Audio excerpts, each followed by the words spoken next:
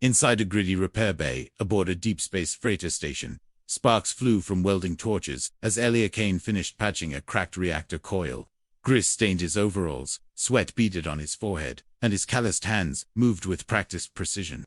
He wasn't rich, wasn't famous, just another human mechanic, keeping ships flying in the endless black. The bay smelled of hot metal and recycled air, home to a man who'd never known luxury. While walking back to his cabin through the dimly lit corridors, Elior heard faint voices echoing from a maintenance alcove. Two alien children huddled together, their skin glowing faintly in the darkness. Eyes wide with fear as they whispered in a language he barely understood. Their small forms trembled against the cold bulkhead. The twins admitted their quarters were reassigned after a clerical error, voices breaking as they explained they'd been sleeping in the cold hangar for 3 nights. They were scared, hungry, and too proud to beg from the sneering crew members, who'd already turned them away. Elior hesitated outside his cabin door, keycard hovering over the scanner. His quarters were tiny, barely enough for himself, a narrow bunk, a tiny desk, a closet that barely fit his few possessions. But he saw their trembling hands and remembered being homeless once, long ago, sleeping in alleyways on Earth while his mother worked 3 jobs.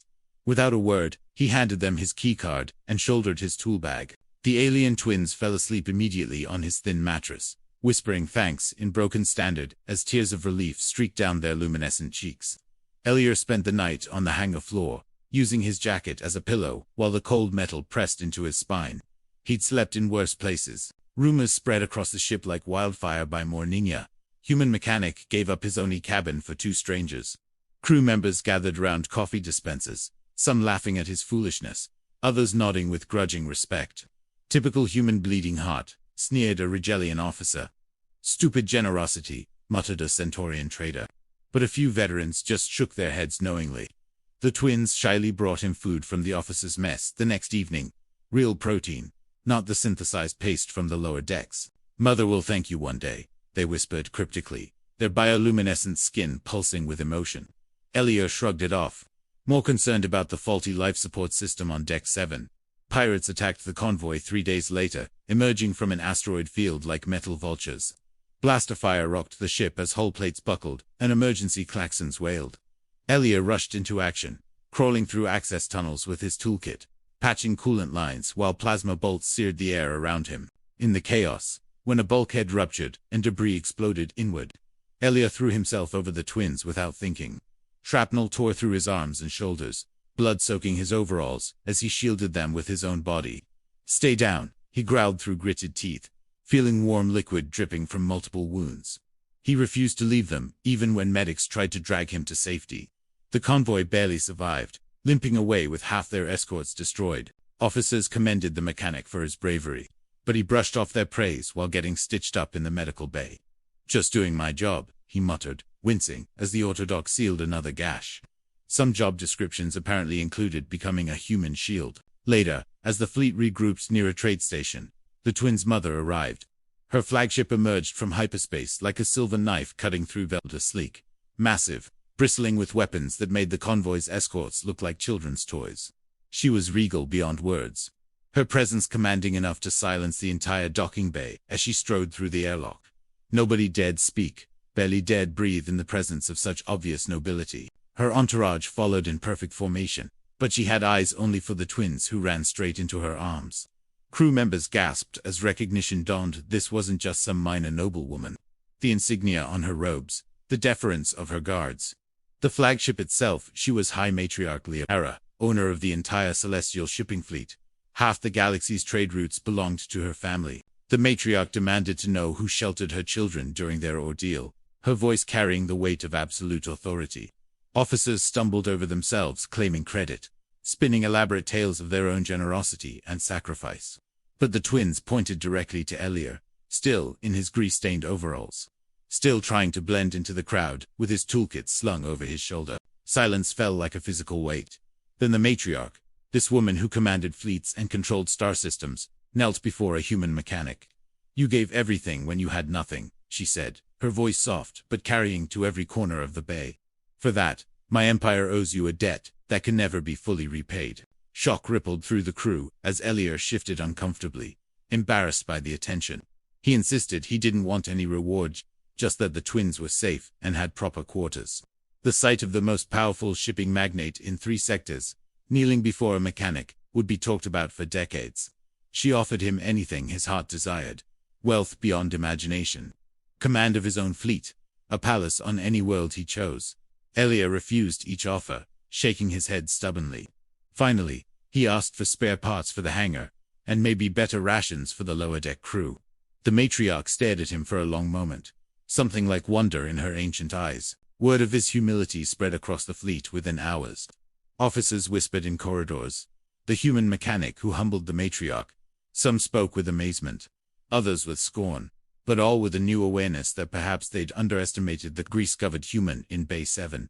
The twins snuck back into the hangar that night to hug Elior goodbye, pressing small gifts into his hands: a photo of their family, a translator device, a promise ring from their homeworld. "You are family now," they whispered, their skin glowing brighter with emotion. "Blood of our blood, heart of our heart." It was the highest honor their people could bestow. Days later, a new assignment came through the ship's comm system. Elior stared at the transfer orders in confusion, certain there'd been a mistake. He packed up his tools slowly, wondering what backwater station they were shipping him to as punishment for embarrassing the officers. When he stepped into the main docking bay, expecting to board a transport shuttle, his jaw dropped. An entire battleship loomed before him, gleaming white hull plating, state-of-the-art weapon systems, a crew of 300 standing at attention. The inscription along the hull read in flowing alien script, "For the one who shared his home." Elior tried to protest, his voice cracking as he insisted this was too much. Far too much for a simple act of kindness. But the matriarch silenced him with a gentle hand on his shoulder. "You gave my children a home when they had none," she said, her words carrying the finality of imperial decree. "Now I give you one among the stars. Command her well, Captain Kane." The title hit him like a physical blow. Captain him, a mechanic from Earth's slums who'd never commanded anything larger than a repair crew. Over the following months, Elior reluctantly learned to command his small crew, though he still insisted on doing repairs himself, much to his officers' bewilderment. The twins visited often, treating him as their beloved human uncle, bringing gifts and stories from their mother's vast empire. Other alien fleets began hearing the story, their perception of humans slowly shifting from primitive scavengers to something approaching respect.